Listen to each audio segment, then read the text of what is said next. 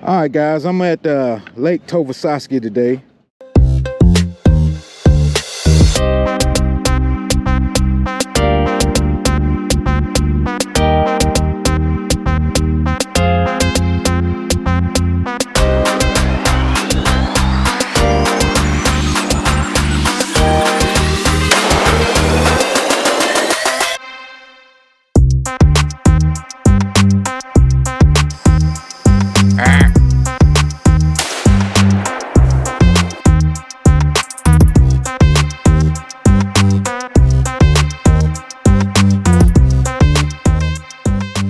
And just practicing for a tournament.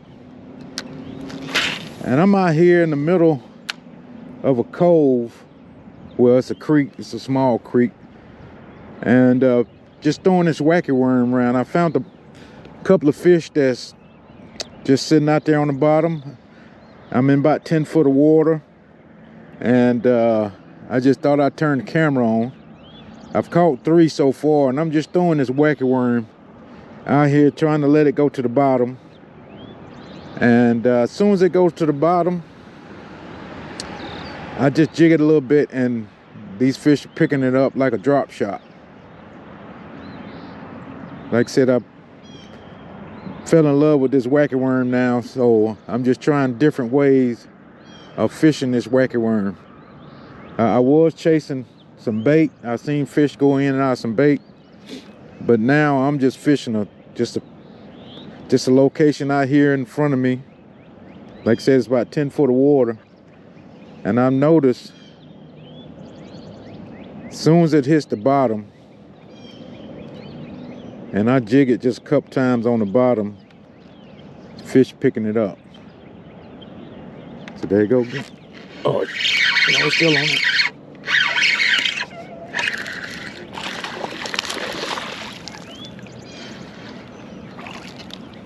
I mean, they all £1.5 fish, but it's crazy how they just picking it. Like I said, that's my 4th one in probably 5 minutes.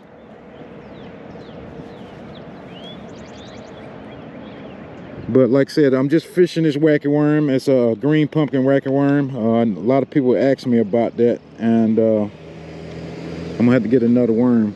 But it's a Yamamoto Cinco, and I just got like I said, the O-ring on it. My O-ring set has different colors, and I don't know if that color makes a difference or not.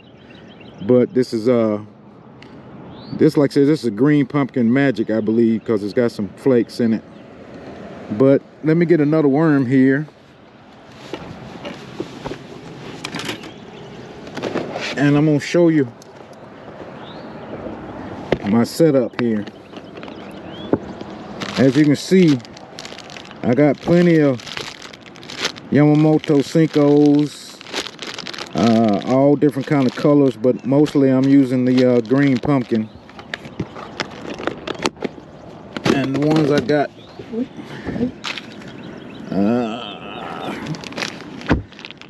and I found out another thing: if you go ahead and put the actual O-rings on it, you don't have to waste time to put O-rings on it, so that's another time saver.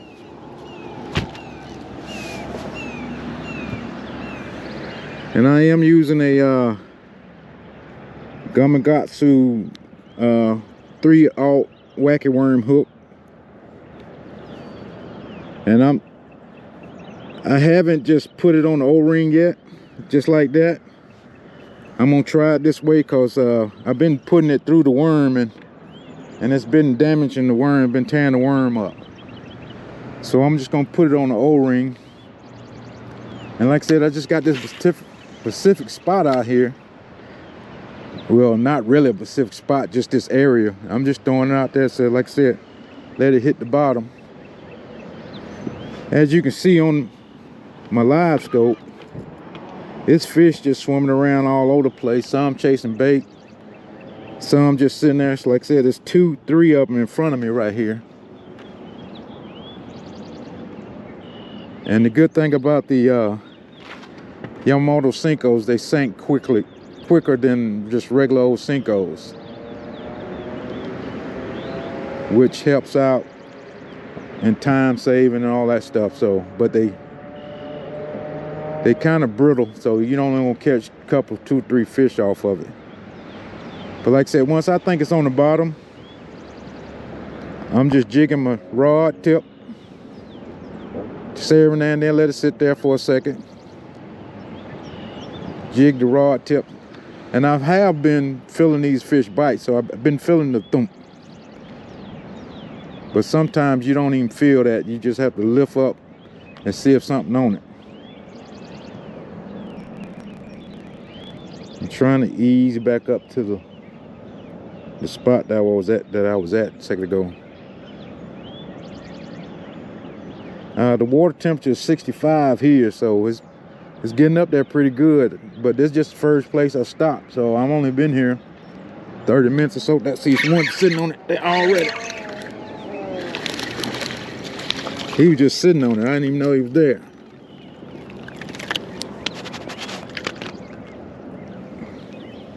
But these are largemouths. I don't see any rubbing on the tail, but he has a bad spot on the other side of him here. Like something done got into him.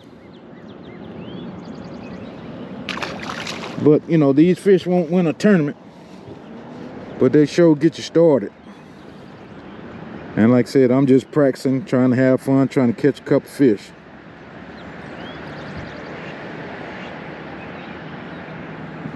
But this wacky worm, I'm finding out you can just fish it a whole bunch of different ways. You can fish it just like jerk baits. You know how people use their live scope to find fish and throw jerk baits at them? This wacky worm the same way. It just takes a little time for it to sink, but I think it's probably even more deadly than a jerk bait.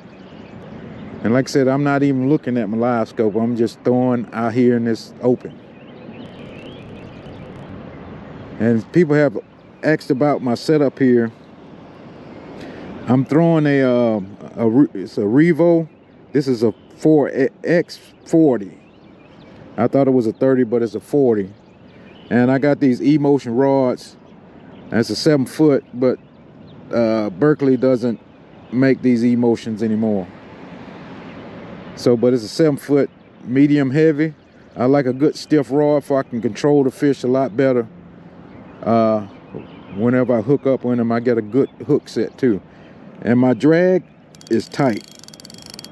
I like to get a good hook set. Then if I think it's a bigger fish, I, you know, dial down the actual drag on it. But that's my setup. So, and I am using braid. This is like a, I want to say it's like a 12-pound braid to a 10-pound fluorocarbon leader. But this setup has been working real good, and my leader's probably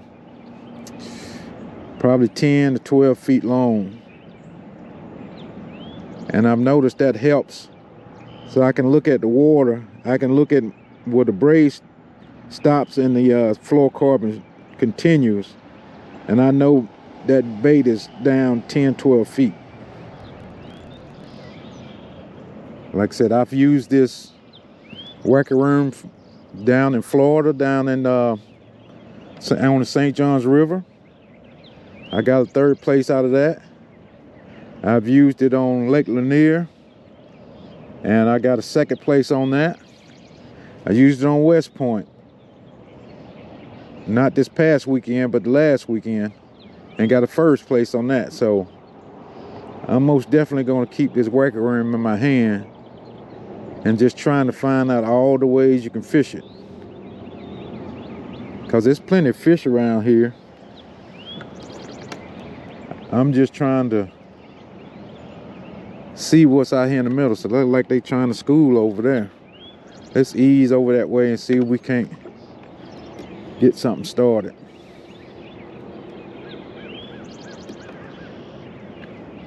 That's probably where the bait has went, because they're going all up and down here.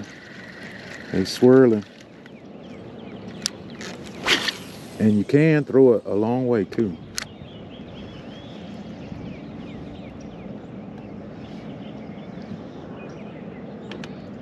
Yeah, the bait is over here.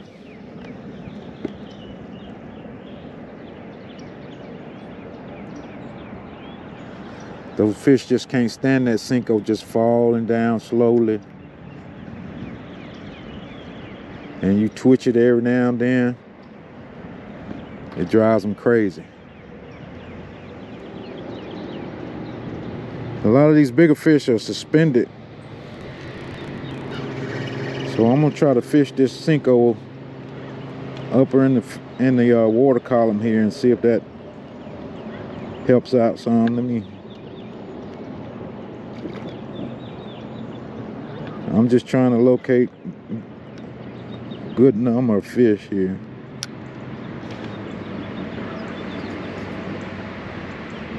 Okay, there go 2 of them at 35 feet.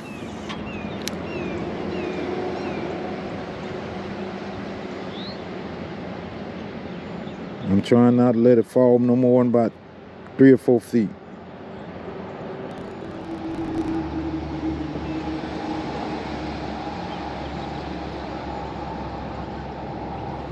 There you go. It's a small one, but he bit it. Oh, don't throw my worm.